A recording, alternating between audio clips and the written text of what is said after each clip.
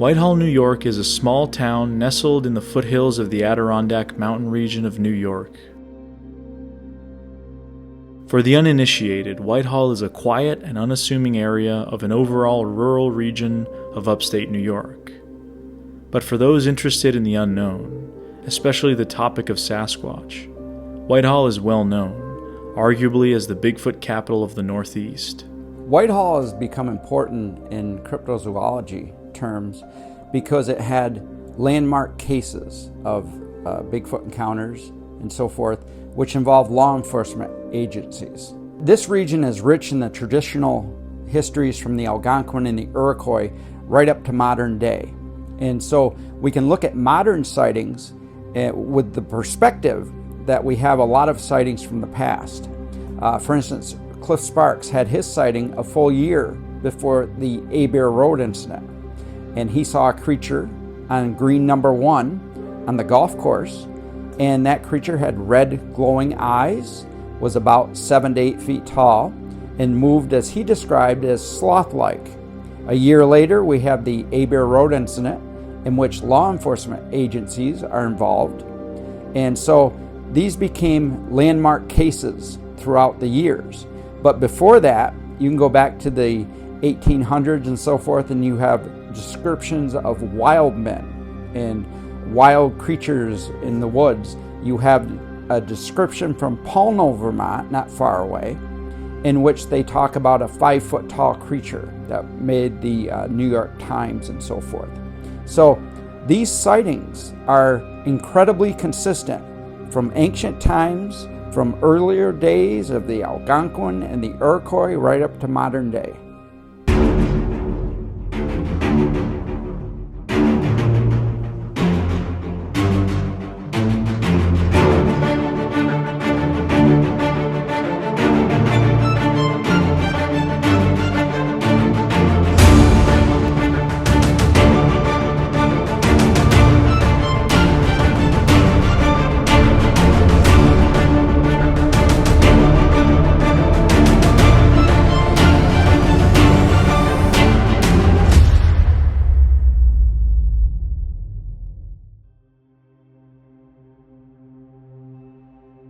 Whitehall is quite familiar to us at Small Town Monsters.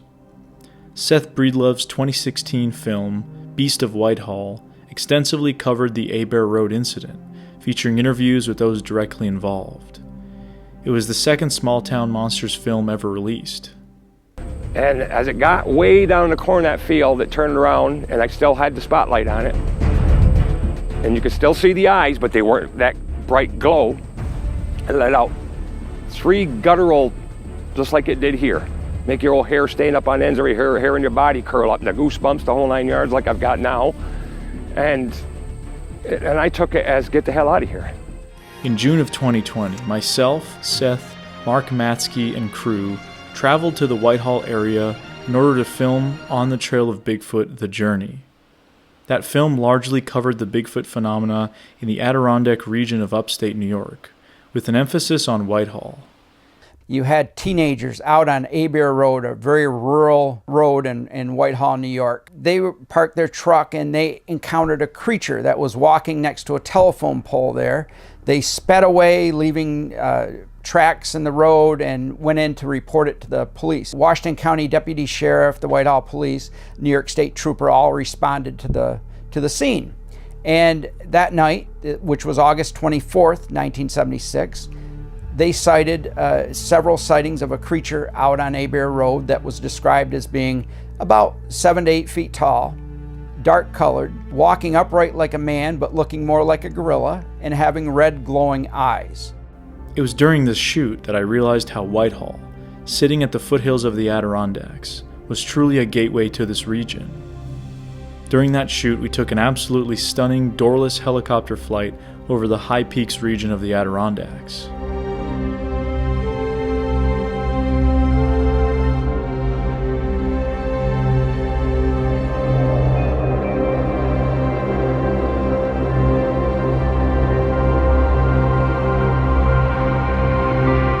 Our flight took off just outside of Whitehall.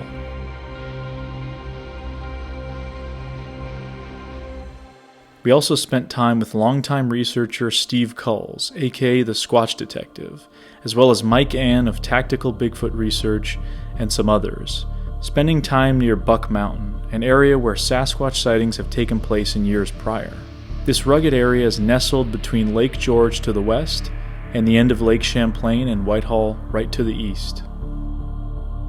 Whitehall happens to be located right at the southern end of impressive Lake Champlain, which then continues on some 125 miles north, bordering New York and Vermont, ending in the Canadian province of Quebec.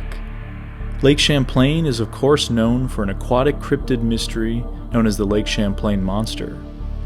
Sometimes referred to as America's Loch Ness Monster, nicknamed Champ.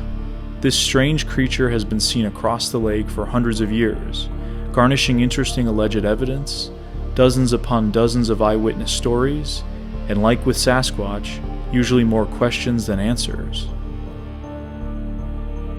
It was in 2017 that I created a documentary miniseries called On the Trail of Champ, as my first project with Small Town Monsters, which broadly covered the Champ mystery across the lake. While it is disputed when exactly the first recorded sighting of the Champ creature occurred, Native American tribes on both sides of the lake had their fair share of folklore surrounding a mysterious serpent in the water. For the Mohawk, it was called Anyarakoa, or Great Snake. For the Western Abenaki, it was Pitaskag, or Tataskak, an underwater horned serpent. Several interesting petroglyphs have been pointed to as possible evidence of Native American depictions of Champ or similar creatures. One such petroglyph was discovered in 1995, not far from the shores of the Canadian section of Lake Champlain. It was during this project, however, that I learned of Whitehall's connection to the Champ topic. It was in the southern section of the lake that stirred up a serpent craze in the 1870s, in which the Whitehall Times covered stories of the Lake Champlain sea serpent as it was referred to at the time. South Bay of Lake Champlain is right outside of town, and the Champlain Canal runs directly through Whitehall. The section of Lake Champlain that runs from South Bay further north looks more like a river than a lake, but eventually leads into wider sections of the lake, such as near Port Henry, New York, or even to the widest sections of the lake, which are up to 12 miles wide. It is in these broader sections of the lake where Champ sightings persist to this day, with sightings near Whitehall relegated mostly to the past, as it would seem. While today Whitehall is known for Bigfoot, you can find some Lake Champlain monster embrace here and there, making Whitehall a place where cryptids converge. Back in the 1970s, the experience of a Bigfoot or the experience of seeing a lake monster was often a negative experience. Now it seems like the community embraces it. So it's a complete switch from the older days. And if you were a police officer in 1970 and saw something, you may not even mention it. Where now you might actually talk about it. So now we see that whole cultural shift in just the perception of these creatures. And it seems like there's a better understanding of the possibility of this being a real phenomena. And if you go from a social anthropological point of view, then this is a win-win because it's important to study why is that happening? Why do we see monsters? Why are we now embracing this with festivals? So I think it's a win-win. The whole topic should be studied. Whitehall's biggest embrace of cryptozoology comes in the form of their annual Sasquatch Calling Festival. Held right by the banks of the Champlain Canal, this festival is attended by thousands of people and features an actual Sasquatch calling contest, where contestants line up to see who has the best Sasquatch call.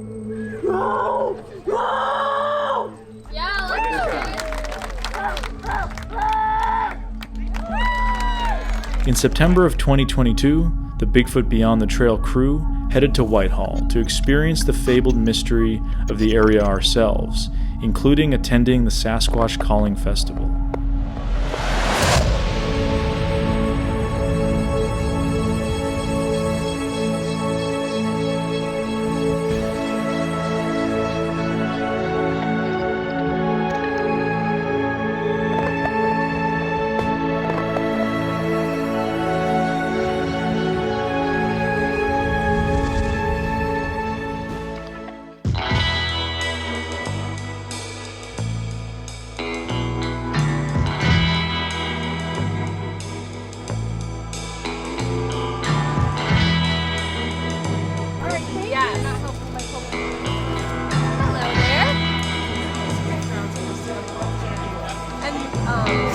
back and forth. And I think if you're gonna do knocks back and forth with each other. I think that's far more effective than just doing a single knock.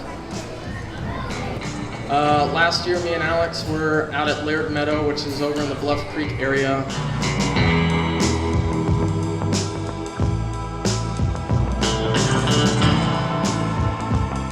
So Eli, guess we're about to judge the calling contest. What are your thoughts? We'll see how it goes. I haven't heard one, so We'll am share I a to pen. judge? So we're all. Mike Ann is also a judge. I guess we're going to be judging this Sasquatch calling contest. We've got our participants behind us. Got the audience back here. Scoring isn't going too well, is it? No, not at all. I'm so behind.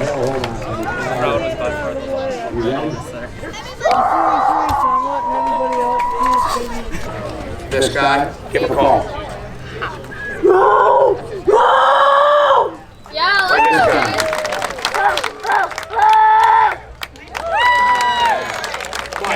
As our judges have tabulated, the winner. Casey, better winner. I'm disowning you. Hannah.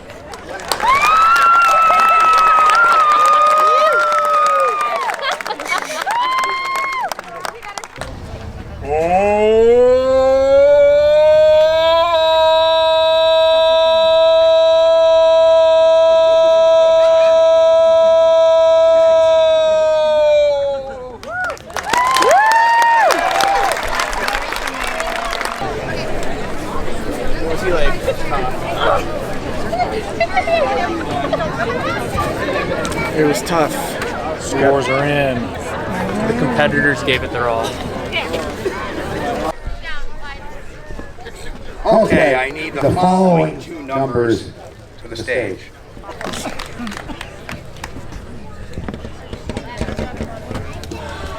All right.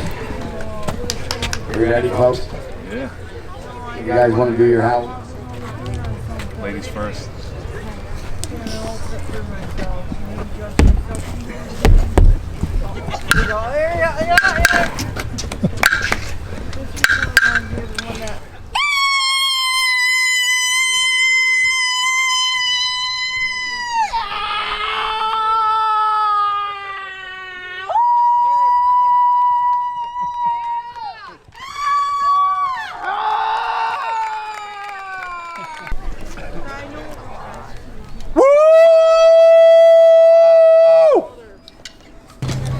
And the winner is...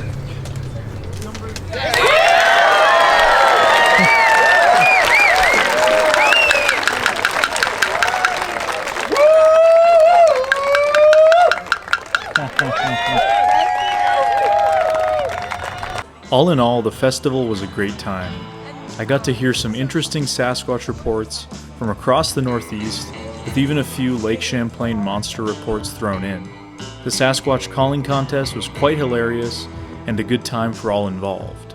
It was a lighthearted, family-friendly event that I would easily recommend to those interested in the Sasquatch topic. After the festival, we decided to head up to the area around Buck Mountain, outside of town, to meet up with Steve Kulls and Mike Ann. I first came to this area in 2000 because of a man and a wife. Man and his wife had gone off trail, and that was to our my right over this side. They got off trail and they began to hear screams, and so they decided they better get out. Now, this guy had been up here all his life, so he says it was nothing that he's ever heard before. Very guttural, he could feel in his chest. Heard this, so him and his wife decided, well, we better get back on the trail and get out of here. And as they were doing it, it screamed at him several more times, and he could see something moving from tree, kind of to tree, kind of to tree, never really seeing it fully, but as he'd look, he would see the movement really quick, dark shadow movement. So that's what brought me here. Back in 2003, over that way, and the other parking lot right across, the little parking area across the road from where we are, there was a gentleman who was asleep in his vehicle, which is very common here. In fact, there could be a guy sleeping in that vehicle right there, probably wondering what the hell's going on. But what happened was, it was, the middle of the night, he needs to urinate, so he goes to open his car door, and something stops his car door, hits something. He looks down and he sees this hair-covered limb on the ground, and he looks up, and there is this Sasquatch looking down at him. And as soon as he looked up at it, he just kind of looked at him for a second, turned, and walked into the woods that way. And that's another story that came out of here. Wow. So, and of course, in 2011, 2012, a quarter mile up the road is where I had my sightings. Right. One in 2011 on the roadside, and one in 2012. It was a juvenile that was not on the roadside, but kind of in the wooded area, probably just spying on our camp because we were all sleeping. So I got up to use a tree, and I must have startled it. Yeah. So, because it booked out of there. And like I said, with that one, my first impression was, nah, couldn't be. And I didn't say nothing until next morning when everybody started saying, well, something left a log behind my vehicle. Huh. It was really weird. But this area has always been rich in sightings and tracks and vocal encounters. And so we're now at a new location. Early 2000s, there was a witness sighting, and there was a lot of audible stuff going on. The last time we were up here at one area, from this direction, there was actually a callback. So, it behooves us to come out here and give it a try. It's a lot of open, certain areas. There are certain clearings in here, so it's going to give us a good opportunity to get a good field of vision. Right. Got the pulsar thermal. We've got psionics going on tonight. We'll run some audio. 30 hours left. That should be enough recording time. So here's the psionics camera. Here's the setup I have it on. Got it on a grip. The idea is, if you're holding it, got the neck strap obviously, you can just turn that torch on. Obviously, since I'm on IR right now, you can kind of see, but when you have it on here, you can kind of easily be able to see through here. Turn that off. Look at that. You can barely see anything now. Boom. Gives us a good bit of vision, as you can see. Works pretty well, especially in one little package. So this is just something I put together. A Picatinny rail, the light on the bottom, so it's all one unit. So what are you rocking tonight, Mike? Today I'm rocking the ATN OTS 384 thermal. Nice. This is the pot knocker. Instead of a tree knocker, this thing acts like a bell. So when I crack the tree, it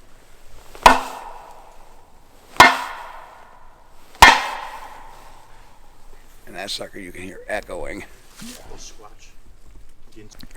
Star cover out here is pretty insane. But I'm gonna go silent for a little bit, so just kind of gonna keep the volume a little lower here as we listen. Anything interesting? Pretty good substrate. Go back over to UV. Go for it. Look at that. Wow. What you got there, Mike? Just one of the biologicals and stuff like that. So it's just, you can see it's glowing underneath the UV light with the green. You might hit it with a regular light. You want a regular light? Yeah, go for it. That close. Let's see. Yeah, there you go. So it's green. Yeah, it's green, but not glow in the dark green. No, it's glow in the dark green. That's so cool. Even, in blue it'll do it too. That's so neat. That's good light.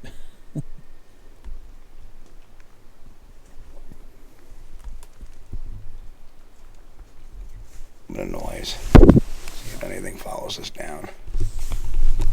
For the shot. If you know what, it's really quiet out here. There might be one laying low. And it's being sketched because we're being really quiet and tactical coming up the hill. So now if we come out, maybe, just maybe, so. Yeah. We searched the area for a bit, eventually splitting up.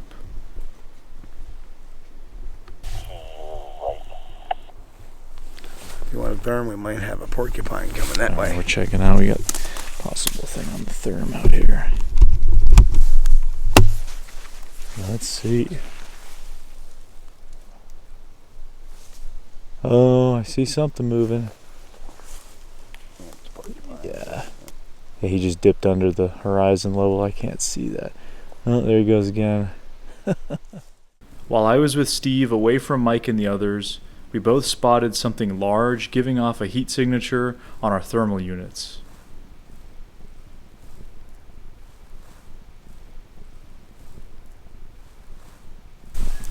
Whatever it is, we lost it.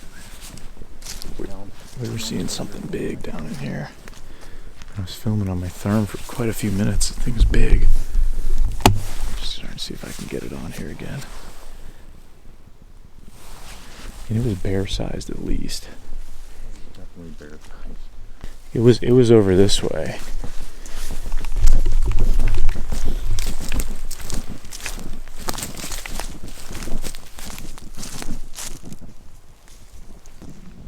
Oh, I think I got it again.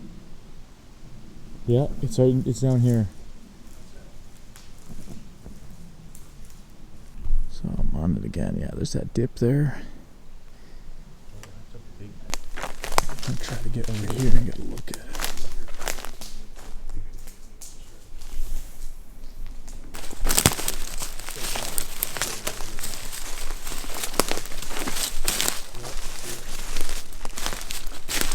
Whatever it was, it appeared to be on all fours and slightly bulky, leading us to believe it was possibly a bear or a deer or even a moose. We proceeded to try and spot it again, which proved to be difficult. The forest floor of this area is quite open, with trees spaced quite a ways apart, but even with that, it was difficult to spot the creature on thermal, proving how even good equipment can face difficulties in the field. Did you leave the radio? Found some scat, huh? Step one is we're going to collect a sample of it with a buccal swab, put it in a DNA tube. Step two is we'll poke around, see if we can find any particulate in it, like small bones. See maybe if it's carnivore. And three, Mike here is going to taste test it. You ready? Yep.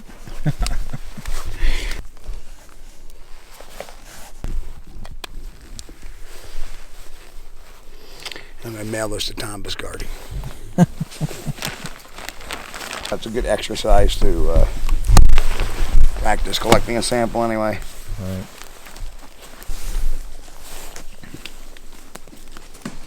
Well, if anything, I feel like that shows how, even though we're looking at, we've got some kind of an animal that we're all looking at, but right, none of us can even identify it. Nope. With multiple fleurs and thermals on it, and it's still it's moving right away, and we can't even hear it moving. Right. That just goes to show how quietly you can move on this. Yeah, I mean, stuff can go in and out. These guys have night vision. They're not getting anything on the night vision. We got to use the thermal. Yeah, thermals are the only, and I could just tell it was four-legged. Yeah, and big.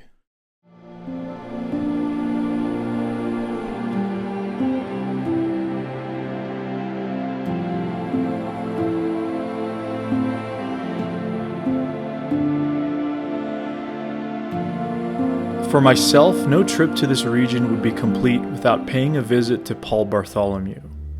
Paul has been chronicling stories of Bigfoot, UFOs, Champ, and other bizarre phenomena in this region for decades, and in my view is one of the most knowledgeable researchers when it comes to these topics in the Northeast.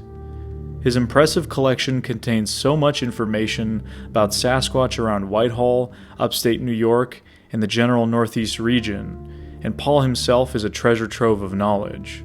When researching this topic, you come across what I call confirmation moments, where you have a sighting that's so important that it has details that aren't necessarily evident to even the observer.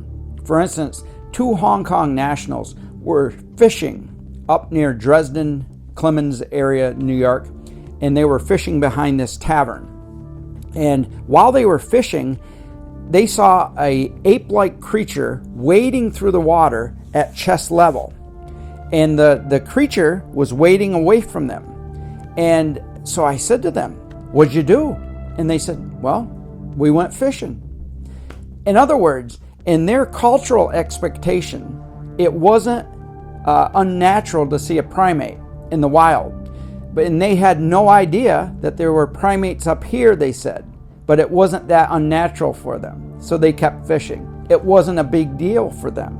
They didn't realize how important their story was, and the details were, how revealing it was that a creature, an ape-like creature, was seen up here by them. Dan Gordon, who was a policeman in 1982, sees a creature with his partner on out by South Bay as they were turning around on patrol. So those sightings are very instrumental because they're kind of no-nonsense, straightforward, very honest, and from a personal level, we know all these people very well.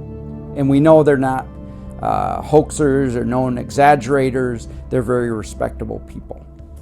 What happened is I was in Cook's anthropology class, and this is a bridge, believe it or not, in Vermont, considered to be in Chittenden.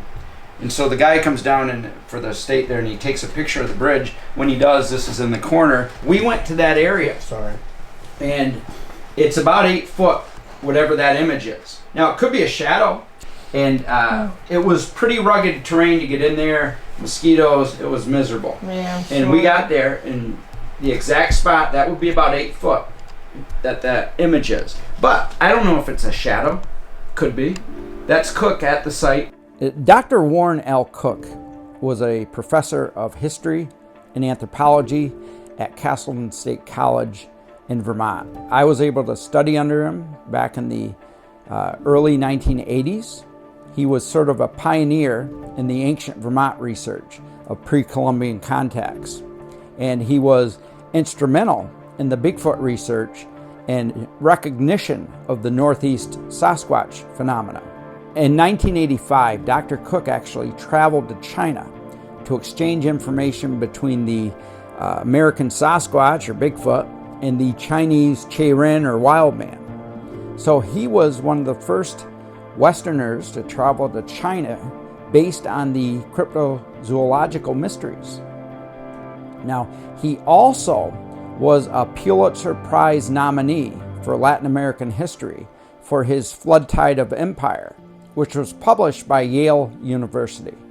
So you have a top-notch scientist who was openly studying cryptozoology. And so he was documenting the phenomena back then. And so it was cutting-edge stuff for Dr. Cook. His equal would have been probably Dr. Grover Krantz from Washington State University. The migration theory is very interesting because Dr. Cook felt that these creatures would stay among the safe routes and that they would be able to safely pass through this area at certain times of the year. It's quite possible. What we do know from the data is that August, September, and October are very prevalent months in this region, and that this is where there are more sightings than other times of the year. So it's quite possible that these are migration routes. But then again, it's just a theory.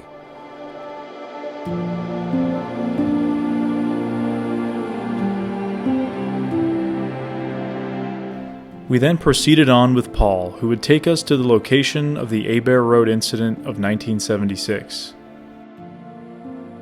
The Abair Road Incident ended on Carver's Falls Road on September 1st, 1976, when 2 gentlemen claimed that they shot at a creature that came at them. and they reported it to the police. And the New York State troopers investigated. They were asked by Whitehall to go out, and they did. And they found a shotgun shell at the scene, but nothing else. And that was recorded in the police logbooks at Whitehall. Was it they were just so scared, or they felt threatened that they felt the need to shoot this thing? They said the creature came at them, so they fired shotgun and 22 rifle bullets at the creature, multiple shots. And that seemed to bring an end to the Abair Road outbreak. Although on September 7th, they were able to cast a footprint that was found at the base of a cave in the Pulteney River. This was the road right here, right in this stretch, that the creature almost got clipped back in the 90s by a car. Interviewed the guy and his wife. It started across the road and then stopped. And he said it was chest level. Do you know if there have been any sightings in the last decade or so here on the Abair Road area, or is it? Mainly vocal reports. The footprint find was, of course, that was way back. That was 92, November 1st. We get occasional reports, but it hasn't been anything spectacular like the Abair Road Incident for a while. This area is got a lot of history to it. So, now this is the curve. This is kind of a wild curve, and it will flatten out at the end here and come right to the spot.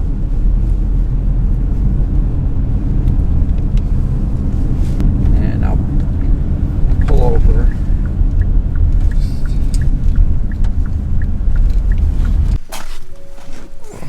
Looks like it lit up finally.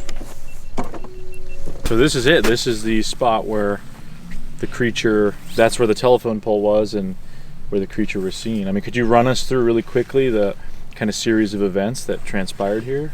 August 24th, 1976, group of teenagers driving along here.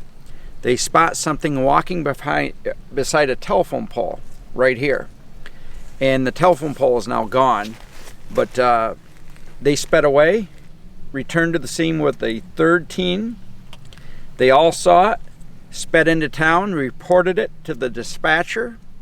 The next night is when the patrolman, Brian, and his friend went into this side of the road. And that's when they had their encounter.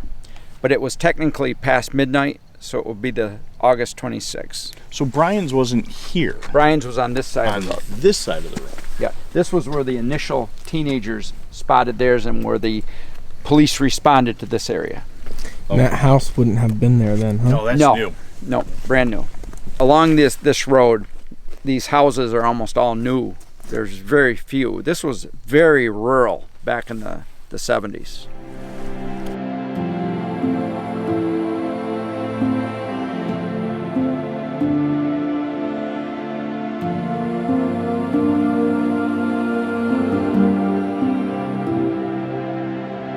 So it's almost 50 years from this incident. We're still coming out here talking about it after all these years. Obviously, it's spurred this whole, Whitehall Bigfoot Festival, Calling Festival. I just think it's interesting, that from that time period and you have this incident, and because it involved law enforcement, how much more credibility was deemed than many. You could have had an encounter with just the kids seeing a glowing red-eyed monster, and I doubt we'd still be talking about it today. Maybe if you're looking in the the history of sightings, but not in this sort of the way we talk about this incident. So Stan Gordon's research with the Berserker would have been about 49 years ago, and this would have been 46 years ago. And we had no connection, and yet we reported virtually similar phenomena. We spent the better part of the day with Paul. It's hard not to lose track of time when you're with somebody who is an endless source of knowledge as Paul is.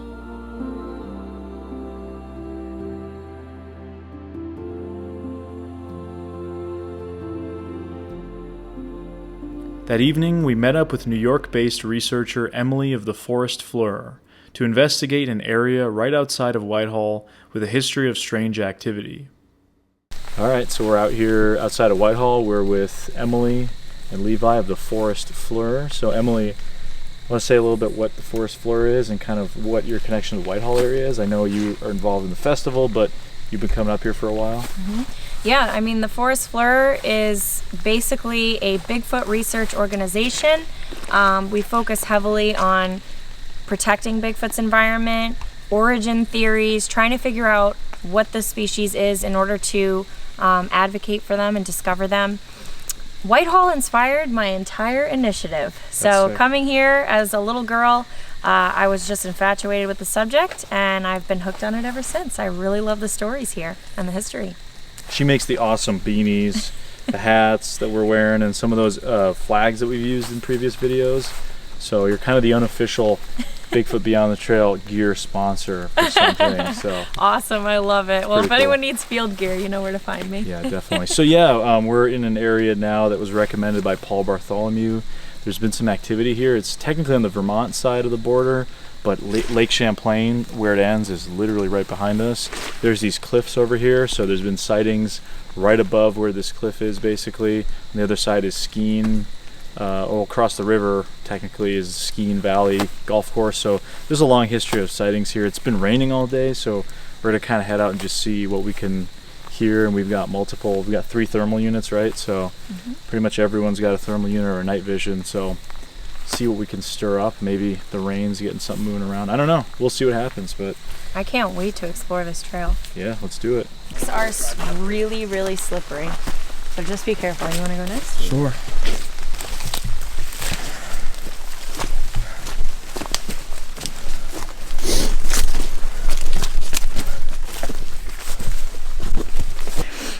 So here we are at a cemetery, and a lot of people have encounters with Sasquatch in cemeteries, but it's not necessarily because Sasquatch is connected to the paranormal. It's because deer come to cemeteries to graze on the fresh, well taken care of grass.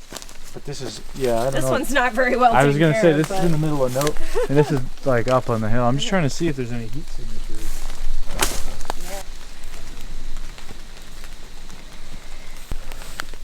So up there, we're like surrounded by these big cliffs and these rocks. So I'm hoping there may be something up there just kind of peeking down at us. That'd be really cool. But we're going straight up, I guess.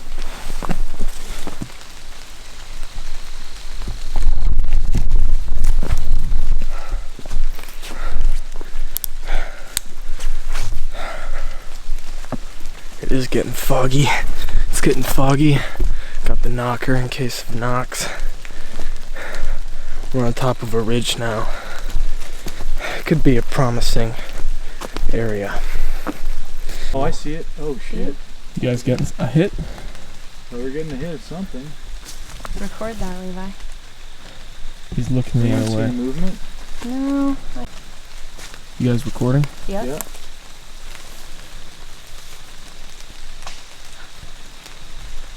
I can't tell what it is. It might be a porcupine. I don't know. I don't know. Freaking tree, man. In the tree. In the tree? Yeah. It's in here. It's just like this whole little area is lit up red. I don't know why. Yeah, it's just some kind of like fungus or something. It's weird. I don't know. Staying warm in there.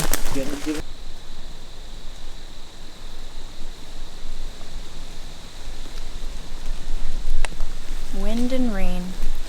Not ideal. I always wonder how they move, you know? Are they in a family of 4 unit? Is it one male moving from female to female? I just think it's so fascinating to think how they live. It's a good question. You know, it's like so far, I feel like we don't have enough data to figure that out. Like we don't have enough to say, because you may have a lot of reports in one area, but that area might just have a lot of people in the woods who are running into the Sasquatches. You got to have people and a Sasquatch to have a report. So I know, and the problem is some of the databases are probably filled with subpar sightings, haven't been vetted, you know, that sort of stuff. But you know, stuff like the Bigfoot Mapping Project, Scott, he does a good job to vet new reports that he gets. But you know, obviously, you get a report here and there. But how many people are not going to report? What was it? Yeti. I don't know. It's like a whoop. It sounds like a goose, honestly. It's hard because the highway's near and sometimes cars can... Everybody go quiet? I wonder. I mean, it's really the best thing to do would be to go down to that lake, river, whatever that is, and do some calls down there. But there's too many fishermen right now. I mean, it's getting late. I'm assuming they're probably gonna start packing it in. Yeah, you think?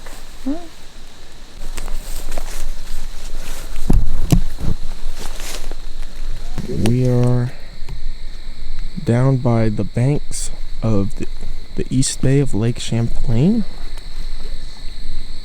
and we might be doing some calls. Oh, dude, yeah, there's something over there. But Aleks has something on the thermal. I think it's small. It just went down to the water. Could be squanch. Well, let's see if something answers. Yeah.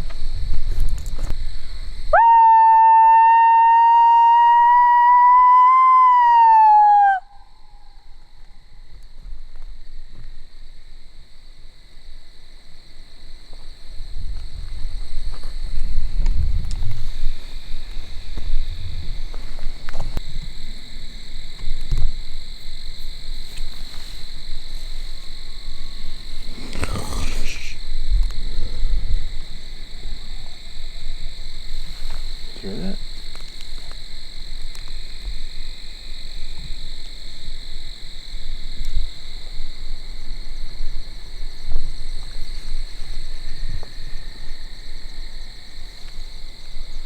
Whoa, you hear that?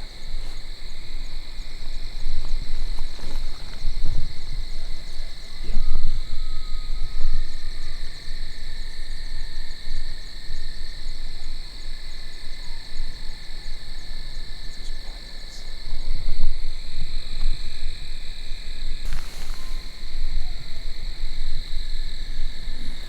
Well, we got him riled up.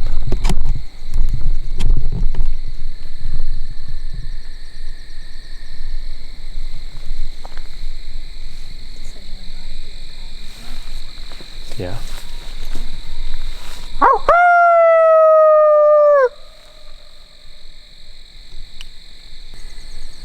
That's cool. Sure, something's swimming down that way. It's probably an otter. It's like, it got bigger and then it started swimming away after we did the vocals.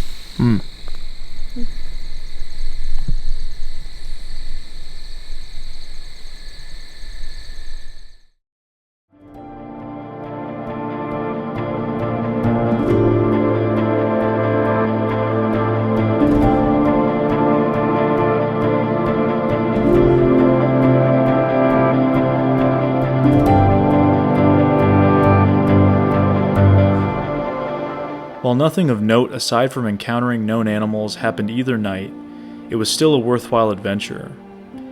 We got to visit some historic Sasquatch-related locations, as well as see just how Whitehall has been impacted by this topic, from initially shunning it in the past to now fully embracing it. Whitehall seems it will continue to be a hub for sightings and research in the years to come.